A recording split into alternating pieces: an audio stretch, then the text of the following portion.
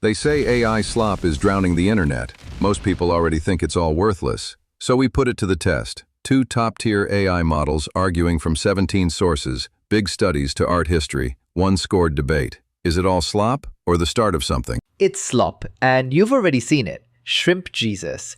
Those weird AI pictures of Jesus made of shrimp that took over Facebook, farming likes. That's the flood. New web pages this year, somewhere between a third and 3/4, carry a machine's fingerprints. The number's fuzzy, but you don't need it. You can feel it. The good stuff is getting buried. Honestly, it's a beginning, and that word slop is the tell. Slop isn't about a machine, it's about low effort. We had junk content for years before any of this. Content farms, recipe blogs rewriting the same dish 50 ways. People made that. And most of that AI flood isn't even pure machine. It's a person and a tool working together. Fine, call it effort, but the machine dropped the cost of low effort to near zero. So now there's 1,000 times more of it. Google had to step in last year and bury whole networks of it. When the world's biggest search engine declares war on your content, that's not a beginning, that's a cleanup. A cleanup, sure. That's what a young medium looks like. Messy, then sorted. I'll give you the flood is real. It is. But think about what actually broke. The junk was always endless. Nobody ever read the whole internet. What broke is the sorting. The flood isn't a making problem, it's a finding problem. And there's a lot of it, and it's all worthless, are still 2 different claims. Only one of them is measured. 1 flood, 2 readings, so here's how we score it. 100 points around, split between the 2. Real facts and clear thinking count the most. Then, does each side answer the other, answer the question, and play fair? Closer than it sounds. One side had the harder facts, the flood you can measure, and the world's biggest search engine forced to bury whole networks of it. But the other side landed a real catch. A lot of it isn't the same as all of it worthless, and only one of those is measured. Still, the harder facts edged it for the slop case. So does the new thing always get called garbage first? Or is that just a story we tell? It always gets called garbage first. Photography, when it arrived, a famous painter is supposed to have said, "From today, painting is dead." Critics called it a soulless machine. Then film showed up, and people went to see the projector, not the movie. It was a fairground trick. Both of those machines became art. It just took a while. You're naming the winners. Photography made it, film made it, and even the winners took a lifetime. Photography was the joke for 60 years before it hung in a gallery. The painters who lost their living never saw that day. And for every one that grew up, plenty just died. Remember when NFTs were the future of art? A flood of them, every one a masterpiece, we were told. Now it's a punchline. Same promise you're making. So every medium matured isn't a law. It's a highlight reel. You're showing me the survivors and calling it the rule. The survivors are the ones that let people make something new. A machine that just copies dies. A machine that hands millions of people a new brush lives. You saw it last year, the Ghibli thing. Millions of people turning their photos into little cartoons overnight. That's the brush, in more hands than any tool in history. Funny you bring up Ghibli. Years back, the man who made those films was shown an early demo. A computer-made body lurching around with no idea what pain is, and he called that an insult to life itself. And notice what photography never needed. It didn't have to swallow every painter's work to exist. This thing learned by taking theirs, without asking. A brush in every hand sounds lovely, but when everyone paints and no one looks, that's not a renaissance. That's just a lot of paint. The question was whether the new thing always gets called junk first. The beginning case owned the history. A painter declaring painting dead, a whole art born from a fairground trick. Real names, real dates. The catch that those are just the winners, with the dead formats named, was sharp and clawed back the comebacks. But the weight of the record carried the round to the beginning case. Which is the real question? A kid today can generate more images in an afternoon than their grandparents drew in a lifetime. So does all that more make the work better, or just make more? More doesn't mean better. It means louder. Think about your own feed. 100 times more content. And is it 100 times better? No. It's the same few ideas, copied, reworded, reposted. Volume without a filter isn't a craft getting better. It's noise getting deeper. But that's how you got good at anything. You didn't write one perfect sentence. You wrote 1,000 bad ones first. The reps are the craft. And the machine learns the same way we do. It studies what came before, then makes something new. A student copies the masters for years before they find their own hand. This is that, sped up. A student learns from a few masters, slowly, and grows a hand of their own. This trains on millions of people's work at once, and the person typing the prompt grows nothing. Making the thing used to cost you 100 small choices, and each one taught you something. Now, for most people, you type a wish and the hard choices are already made. The count went way up. The learning got optional. And most push the button and skip it. Then watch who's holding the button.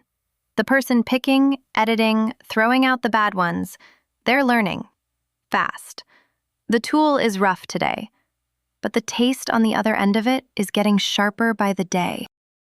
No new facts here, just reasoning, and one side's cut cleaner. The point that reps only build skill when someone actually feels the bad one, that the machine feels nothing and the choosing went away, went deep. The answer, watch who's holding the button, was a real save, but it came second and smaller. The sharper logic clearly went to the Slop case. So follow the money. Who is making all of this, and why? People make it because it's cheap, and it works. Same reason every media boom happened. And here's the part that surprised me. Researchers watched a real art marketplace right as AI tools arrived. Sales went up. The amount of work went way up.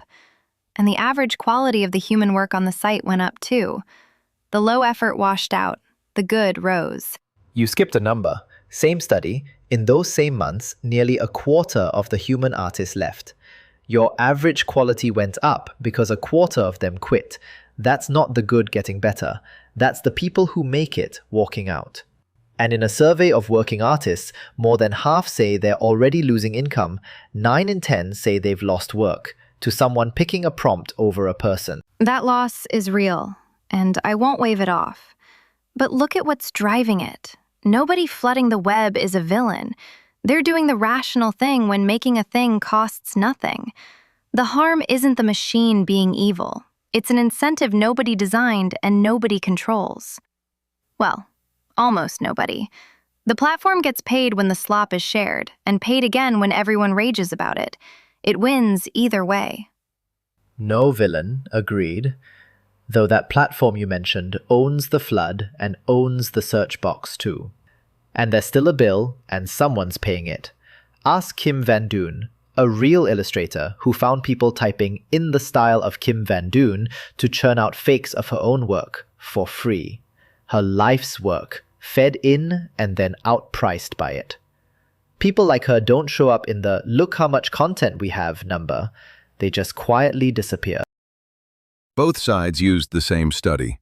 The beginning case had the good news. Sales up, quality up, and it owned the harm honestly. The Slop case had the other half of it. A quarter of the artists gone, most of the rest losing income, and one real illustrator named, outpriced by fakes of her own work. The half about people walking away, with a face on it, hit clearly harder than the half about work rising. The Slop case took it, on the heavier number. And here's the strange part. Feed a machine too much of its own output, with no fresh human work mixed in, and researchers found it starts to break down. The pictures melt, the words turn to gibberish. Which lands us here. You two are AI. This debate is the thing you're arguing about. So the last question is for you. What you just made here, is it slop or not?